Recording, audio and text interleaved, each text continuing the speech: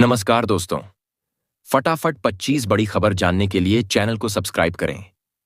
आज हम लेकर आए हैं झारखंड के तमाम छोटी बड़ी खबरें, झारखंड से जुड़ी बड़ी योजनाएं, झारखंड सरकार द्वारा चलाई गई जानकारी को आज हम बताने वाले हैं। दोस्तों बता देते हैं, झारखंड सरकार ने बड़े ऐलान कर दिया है। झारखंड में मौसम एक बार फिर करवट लेने वाला है। मौसम विभाग के ताजा पूर्वानुमान के मुताबिक 25 और 26 अक्टूबर को राज्य के कई हिस्सों में गरज चमक के साथ हल्की से मध्यम बारिश होने की संभावना जताई गई है। खासकर पूर्वी और उत्तर पूर्वी जिलों में इसका असर अधिक दिख सकता है। इन जिलों में पूर्वी सिंहभूम, सरायकेला खरसावां, देवघर, दुमका, साहिबगंज, गोड्डा, पाकुड़ और जामताड़ा शामिल हैं। इन इलाकों में आसमान में घने बादल छाए रहने और कई जगहों पर बिजली कड़कने के साथ वर्षा होने के आसार हैं। वहीं राज्य के अन्य हिस्सों में मौसम मुख्यतः शुष्क रहेगा। मौसम विभाग ने लोगों को मौसम के इस बदलते मिजाज को देखते हुए सावधानी बरतने की सलाह दी है।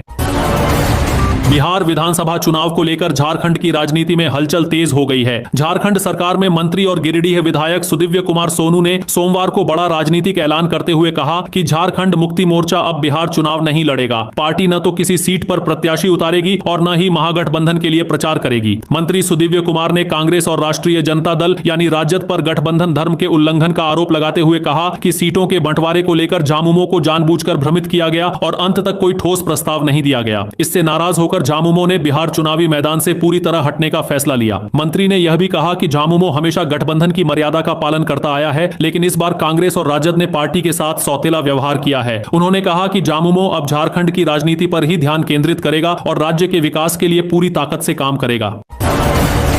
आजसू पार्टी के केंद्रीय अध्यक्ष और पूर्व उप मुख्यमंत्री सुदेश महतो ने कहा है कि घाटशिला की जनता बदलाव चाहती है और मौजूदा सरकार से मुक्ति चाहती है। उन्होंने घाटशिला टाउन हॉल में आजसू पार्टी के विधानसभा स्तरीय बूथ सम्मेलन में मुख्य अतिथि के रूप में कार्यकर्ताओं को संबोधित करते हुए कहा कि एनडीए प्रत्याशी बाबूलाल सोरेन की जीत सुनिश्चित है। सम्मेलन में प्रत्याशी बाबूलाल सोरेन भी उपस्थित थे। सुदेश महतो ने कहा कि हेमंत सरकार ने विगत 6 वर्षों में बालू और कोयले की लूट को बढ़ावा दिया है और भ्रष्टाचार को प्रश्रय दिया है, जिससे जनता खुद को ठगा महसूस कर रही है। उन्होंने कहा कि झारखंड की जनता सवाल भी नहीं पूछ सकती, क्योंकि यहां लोकतंत्र नहीं बल्कि राजतंत्र चल रहा है। सूचना आयोग को निष्क्रिय बना दिया गया है ताकि कोई जवाबदेही न रहे। महतो ने कहा कि इस उपचुनाव में जनता वोट के माध्यम से हेमंत सरकार को जवाब देगी और सच्चे जनप्रतिनिधि को चुनेगी।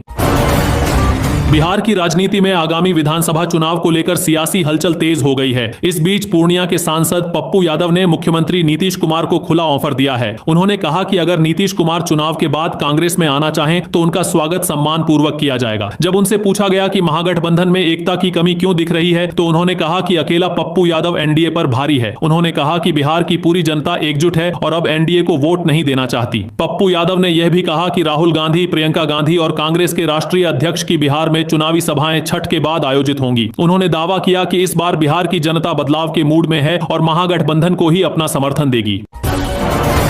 दीपावली और छठ जैसे पावन अवसर पर झारखंड सरकार ने राज्य की महिलाओं को विशेष उपहार दिया है। मुख्यमंत्री मैया सम्मान योजना के तहत रांची जिले की महिलाओं को अक्टूबर माह की सम्मान राशि का भुगतान किया गया है। जिला जनसंपर्क कार्यालय रांची से मिली जानकारी के अनुसार इस योजना के तहत रांची जिले की 3,88,406 महिलाओं के बैंक खातों में आधार बेस्ड डायरेक्ट बेनिफिट ट्रांसफर यानी डीबीटी प्रणाली के माध्यम से 2,500 रुपए प्रति लाभुक की दर से कुल 97,10,15,000 रुपए की राशि भेजी गई है। सरकार का कहना है कि यह योजना महिलाओं की आर्थिक स्थिति को मजबूत करने और उन्हें आत्मनिर्भर बनाने की दिशा में बड़ा कदम है।